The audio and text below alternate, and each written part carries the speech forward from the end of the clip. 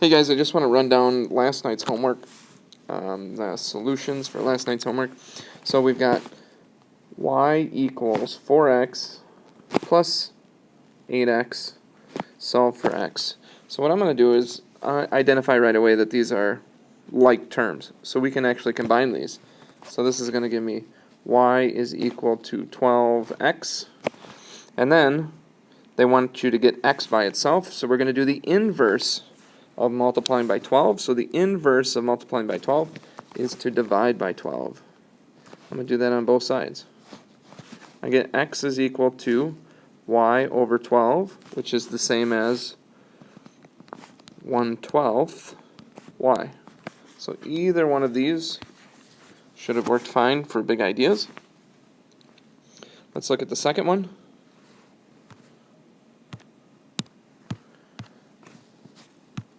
Alright, second one, I've got m is equal to 10x minus x. Solve for x. So 10 take away 1 is going to give me 9x. And then we're going to do the inverse. The inverse of multiplying by 9 is going to be dividing by 9. So I'm going to do that on both sides. I get x is equal to m over 9, or the other way to write it is 1/9 m. And both of these should have worked in big ideas. Let's look at some more. Alright, we've got a equals 2x plus 6xz. And we're going to solve this for x. So the first thing I'm going to do is I'm going to factor out. I'm going to factor out an x from this term and an x from this term. So if I pull an x out, I'm going to be left with 2 plus 6z. Right? And then the way you can check it is just think about distributing. X times 2 would give you 2x. X times 6z would give you 6xz. And then let's not forget that we have an a out front. Now to get x by itself, I want to get rid of everything except for this x. I'm going to divide by all of this. I'm going to divide by 2 plus 6z. 2 plus 6z. That goes away, it just leaves me with x is equal to a over 2 plus 6z. That's how you do the first one. Let's take a look at number 16. 16, I've got y equals 3bx minus 7x. Solve for x. So we're going to factor out again. We're going to factor an x out. So I'm going to have y equals, I'm going to take that x out. So if I factor an x out of here, what I leave is 3b. And then when I factor an x out of here, it's going to leave me with minus 7.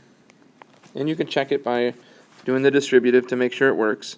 X times 3b would be 3bx. X times the negative 7 would be negative 7x. Now we're going to divide so that we leave the x values. I'm going to divide by 3b minus 7. We do that on both sides. That's going to cancel. I'm going to get x is equal to y over 3b minus 7. That should be our final answer for that one. 17, I've got y equals 4x plus rx plus 6. Now in order to factor out, the factor that you take out has to be in all of these three terms. But if you notice, it's only in 2 of the terms. So what I'm going to do is I'm going to get rid of this one. I'm going to minus 6 from both sides.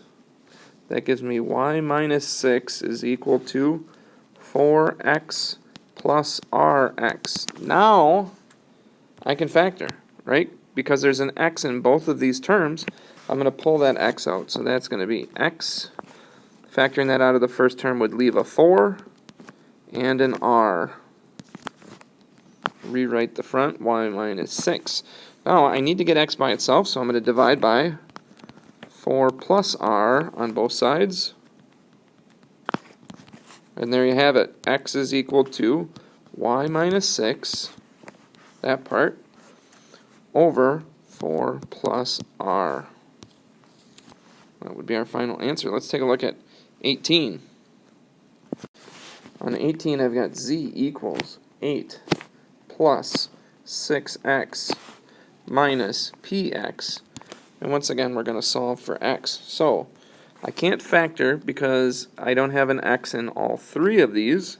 So I'm going to get rid of this one. I'm going to minus 8 first. So I get z minus 8 is equal to 6x minus px. Now, on the right-hand side, I'm going to factor out an x. Factor an x out, that gives me 6 minus p, and you can check it by going through the distributive property. 6 times x would be 6x, 6 times negative p would be negative px. Rewrite the front, I got z minus 8. Now, instead of multiplying by p minus 6, we're going to divide, 6 minus p, we're going to divide by 6 minus p on both sides. That cancels, leaving us with x equals z minus 8 over 6 minus p. Alright, let's take a look at the last page. Alright, we already did 18. So that's a duplicate. We've got p is equal to r minus c. They want us to solve for c.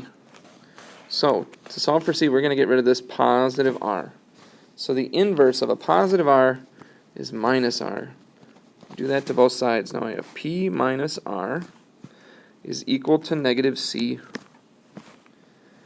And so, we want to get positive c. So to get this positive, you could multiply all the terms by negative 1, divide everything by negative 1, or simply take the opposite of the whole equation. So what is the opposite of p?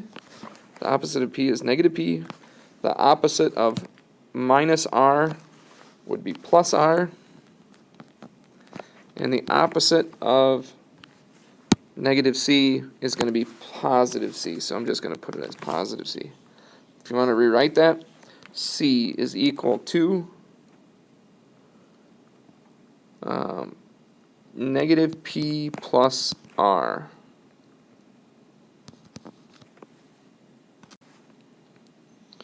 And it should have accepted this as a correct answer, just this part, because remember they had the c first. That might have hung you up on big ideas. The other thing is, if you wanted to flip this, you could. Here's a term, positive r, here's a term, negative p. If you wanted to do a flip-flop, that would be c is equal to r minus p. But I think either one of those would be accepted in big ideas. All right, that's how you did last night's homework.